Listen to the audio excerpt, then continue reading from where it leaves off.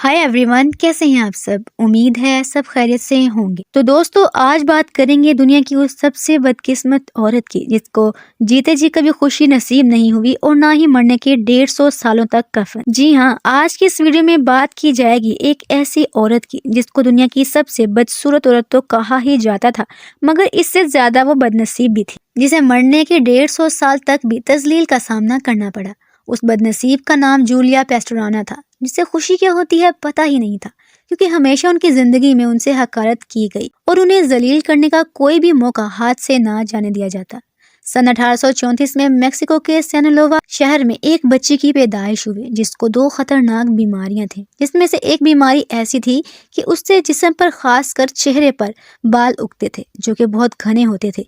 दूसरी बीमारी में जूलिया का चेहरा किसी हद तक बंदरों से मिलता था, क्योंकि उसके चेहरे का होंठों का हिस्सा बाहर को फैला हुआ था और दांत भी टेढ़े मेढ़े थे। सबसे बुरा तो ये हुआ कि जूलिया को पैदा होते ही दुत्कार का सामना करना पड़ा। उनके वालिदैन से ही उन्हें पैदा होते ही लोगों के खौफ से जंगल में मरने के लिए छोड़ दिया। सितम ज़रीफ़ी ये कि उनके चाचा ने उन्हें वहां से उठाकर सर्कस वालों को बेच दिया था, क्योंकि उस दौर में सर्कस ही एंटरटेनमेंट का एक जबरदस्त दरिया था और सर्कस में दुनिया के उन लोगों को नुमाइश में रखा जाता जो आम लोगों से जरा हटकर होते थे। जूलिया यतीम खाने में पली बढ़ी। जब थोड़ी बड़ी हुई तो एक गवर्नर के घर में उसे काम पर रखा गया, जहाँ जूलिया ने काफी कुछ सीखा, जैसे कि सिंगिंग और डांसिंग और दूसरी जबानें जैसे कि स्पेनिश और फ्रेंच। जब जूलिया 18 बरस की हुई तो लगा कि अब उसे उसके कबीले वालों के पास भेज देना चाहिए ताकि वो उसे एक्सेप्ट करें, लेकिन वो शायद जानती थी कि उसे कबूल नहीं किया जाएगा, क्योंकि जूलिया का बचपन ही अपने बारे में गालियां, मजाक और तंज ताने सुनते हुए गुजरा। उसे लोग बंदर जैसी औरत भी कहते थे। वो जहाँ भी जाती लोग उसे नफरत से देखते और उससे घिन करते थे, क्योंकि इतने बालों वाली औरत पहले कभी नहीं देखी गई थी।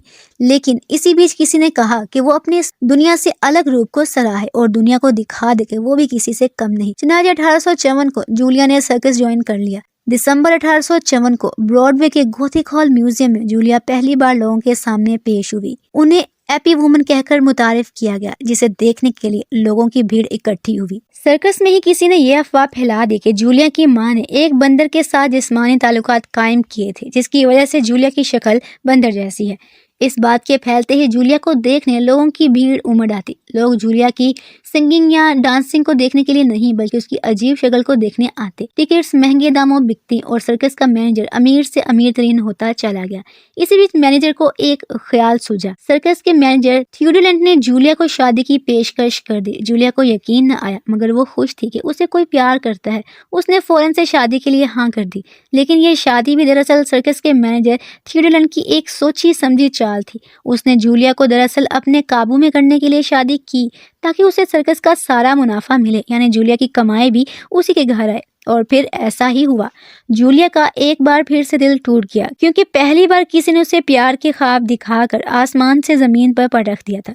जूलिया दिल पर पत्थर रखे सर्कस में काम करती रही और अकेले में फूट फूट कर रोती। 1860 में जूलिया महज 26 साल की उम्र में एक बच्चे को जन्म देते वक्त इंतकाल कर गई। किस्मत की सितम ज़रीफ़ी देखी कि जूलिया का बच्चा भी हूबहू अपनी मां पर गया। जूलिया को उसकी जिंदगी में ही अगलीस्ट वुमन ऑन दी अर्थ, यानी जमीन की सबसे बदसूरत औरत का नाम तो दिया ही गया था, मगर अब उसके नौज़ायदा बच्चे को भी अगलीस्ट बेबी कहा गया।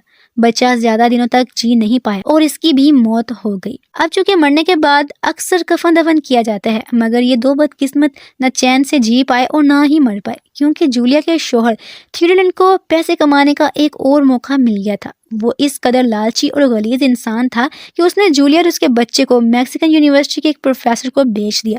प्रोफेसर ने भी इस बात का खूब फायदा उठाया और नाम कमाया। इस प्रोफेसर ने इनकी लाशों को ममीफाई किया। लाशों पर मुख्तलिफ किस्म के केमिकल्स लगाए गए और उनके जिस्मों को ऐसा बनाया गया कि वो गलसड़ ना जाए। कुछ वक्त बाद लेंट ने वो बॉडीज वहां से खरीदी और लंदन ले आया, जहां उसने जूलिया और उसके बच्चे की बॉडी को कांच में रखकर लोगों के सामने पेश किया। यानी अपनी बीवी और बच्चे की लाशों से भी थियोडोलेंट पैसा कमाना चाहता था। उसने कमीनगी की सारी हदें पार कर दी थी।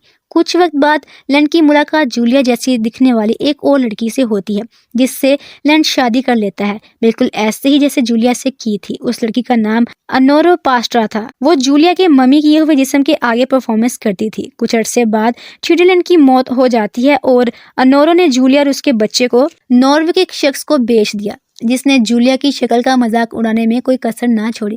اس بے حس شخص نے جولیا کی باڈی اپنے میوزیم کے ایک حصے میں رکھی جس کا نام چیمبر آف ہارر تھا، یعنی جولیا اور اس کے بچے کی باڈی کا استعمال لوگوں کو ڈرانے کے لیے کیا جانے لگا۔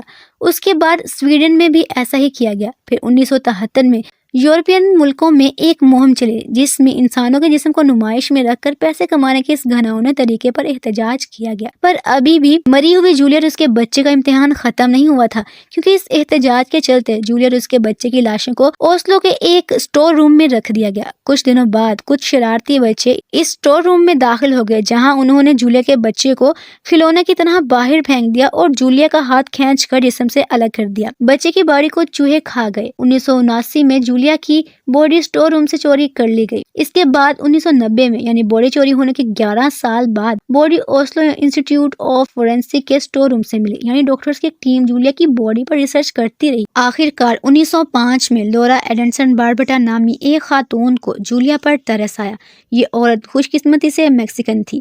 لورا اوسلو یونیورسٹی میں آرٹسٹ کے طور پر کام کرتی تھی، مگر جولیا کے دردناک ماضی نے اس کا دل پسیج کے رکھ دیا۔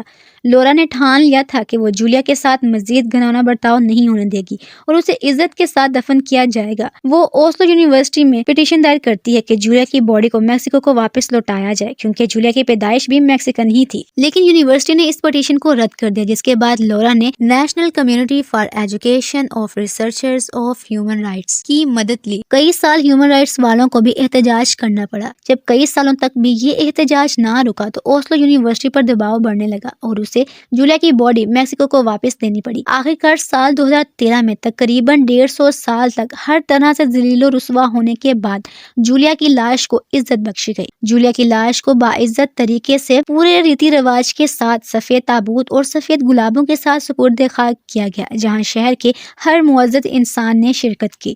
جولیا کی زندگی پر ایک کتاب بھی لکھی گئی جس کا نام the eye of the beholder Julia Pastrana long journey home ہے۔ مرنے کے تقریباً 150 سال سے بھی زیادہ لمبے عرصے بعد آخر کار جولیا کو وہ عزت ملی جس کی وہ جیتے جاگتے بھی حقدار تھی۔ مگر یہاں ایک بات سچ ہے، اکثر یہ ہمارے سامنے کچھ ایسے لوگ آتے ہیں جنہیں دیکھ کر ہمیں لگتا ہے کہ یہ سب سے مختلف ہیں، تو ہم بھی انہیں مختلف نام دے دیتے ہیں۔ مثال کے طور پر اگر ہم کسی لمبے انسان کو دیکھتے ہیں تو انہیں لمبو یا کھمبا کہہ کر بلاتے ہیں، کسی کم قد والے کو دیکھیں تو اکثر تو انہیں بونا، چھوٹو یا کوڈو وغیرہ کہہ کر بلاتی ہے۔ اگر کسی موٹے کو دیکھیں تو انہیں بھی چھیڑنے سے باز نہیں آتے اور پتلے لوگوں کو بھی جینے نہیں دیتے۔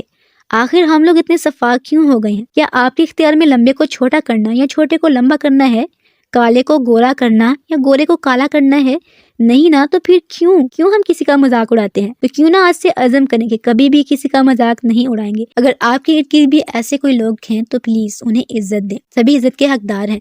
اللہ کے بنائے ہوئے تمام انسان خوبصورت ہیں۔ تو مجھے امید ہے کہ آج کی اس ویڈیو سے آپ نے ضرور دوسروں کو عزت و احترام دینے کا سبق سیکھا ہوگا۔ تو ملتے ہیں ایسے ہی کسی زبردست ویڈیو کے ساتھ، تب تک چینل کو لازمی سبسکرائب کریں، ویڈیو کو شیئر اینڈ لائک کر کے میری حوصلہ افزائی ضرور بڑھائیں۔ اللہ حافظ۔